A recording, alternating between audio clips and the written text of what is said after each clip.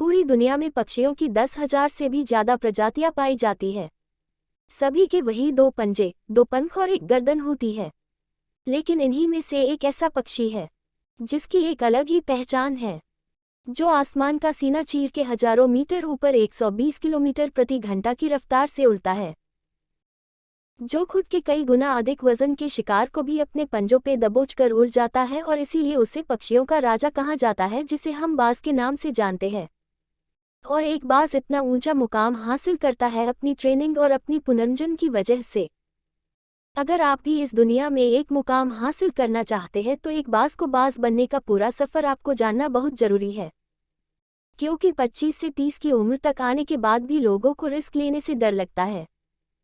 लेकिन एक बाज की जीवन की शुरुआत ही रिस्क से होती है, जिस उम्र में बाकी पक्षियों के बच्चे सिर्फ चींची करना सीखते हैं। उस उम्र में एक मादा बाज अपने बच्चों को पंजों में दबोचकर हज़ारों मीटर आसमान की ऊंचाइयों में उड़ जाती है, उसे ये बताने के लिए कि तेरा जन्म आसमान का सीना चीर के सबसे ऊपर उड़ने के लिए हुआ है, तेरा जन्म पक्षियों का बादशाह बनने के लिए हुआ है। जमीन से हजारों मीटर ऊपर ले जाकर मादा बाज अपने पंजों से उसे छोड़ देती है, और यहीं से शुरू होती है उसकी हाई रिस्क ट्रेनिंग। वो चूजा जमीन की तरफ तेजी से गिरने लगता है, थोड़ा नीचे आता है तो उसके पंख खुलने लगते हैं। नीचे आते आते वो अपने पंख फड़फड़ाने लगता है, लेकिन वो अभी तक उड़ना नहीं सीखा है। वो जमीन से कुछ ही ऊपर होता है, ऐसा लगता है कि कुछ ही सेकंड में उसका जीवन समाप्त हो जाएगा, लेकिन अचानक एक पंजा उसे अपने गिरफ्त में लेता है और वापस आसमान में उड़ जाता है। वो पंजा होता है उसकी माँ का, जो उसके पीछे उड़ रही थी। उसकी ये ट्रेनिंग तब तक चलती रहती है जब तक वो उड़ना नहीं सीख जाता है। इतनी हाई रिस्क ट्रेनिंग होने के बाद इस दुनिया को एक बाज मिलता है। बारिश के वक्त जब सारे पक्षी आश्रय की तलाश करते हैं, तब यही बाज उसी बारिश में आसमान को चीरते हुए ऊपर निकल जाता है और बादल से कहता है, तू वर्ष ले कितना बरसेगा, और फिर नीचे आकर चैलेंज करता है।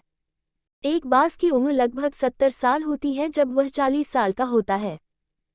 तब एक परेशानी उसकी जिंदगी में मौत बनकर आती है, जो आपकी परेशानियों की तुलना में बहुत बड़ी होती है, क्योंकि 40 साल की उम्र में बाज की चोंच इतनी मुड़ जाती है कि उसे शिकार निगलने में बहुत परेशानी होती है।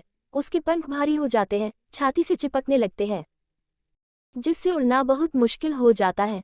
उसके पंजे लंबे और लचीले हो जाते हैं, जिससे वो शिकार को सही से नहीं पकड़ पाता। अब उस बाज के पास सिर्फ 3 रास्ते होते हैं। 1. वो अपने शरीर त्याग सकता है। 2. गिद्ध की तरह छोड़े हुए भोजन पे निर्भर हो जाए। और 3. सबसे कठिन और पीड़ादायक रास्ता अपने आप को पुनः स्थापित कर फिर से आसमान का सीना चीर कर उड़ने का, और वो इसी तीसरे रास्ते को चुनता है और अपने पास की सबसे ऊंची चोटी पे पहुंच जाता है। वहां पर अपना घोंसला बनाता है और फिर शुरू होता है परेशानियों को जड़ से उखाड़ कर आसमान में उड़ने का सफर। वह अपनी चोंच को एक चट्टान पर मार मार कर तोड़ देता है, लहूलुहान हो जाता है और इंतजार करता है नई चोंच के आने का। उसके बाद अपनी नई चोंच से अपने पंजों को काट देता है और फिर इंतजार करता है नए पंजों के उगाने का। उसके बाद वह अपने एक एक पंख को अपने शरीर से अलग करता है और फिर इंतजार करता है नए पंख उगाने का, और इस प्रक्रिया में उसे समय लगता है पूरे 5 महीने का। इन 5 महीनों की कड़ी तपस्या से एक बाज का पुनः जन्म होता है। वो फिर से तैयार हो जाता है आसमान का सीना चीर कर उड़ने के लिए। जो 3 रास्ते बाज के पास थे, वही 3 रास्ते आपके पास होते हैं। लेकिन कुछ लोग पहले रास्ते को चुनते हैं और परेशानियों के तले दबकर सुसाइड कर लेते हैं। ज्यादातर लोग दूसरे रास्ते को चुनते हैं। वो परेशानियों का बोझ पड़ते ही अपने लक्ष्य को छोड़कर एक नॉर्मल लाइफ जीने लगते हैं। और कुछ वो लोग भी होते हैं जो इस परेशानियों को लात मारकर अपनी मेहनत के दम पर बाज की तरह आसमान की बुलंदियों को छूते हैं।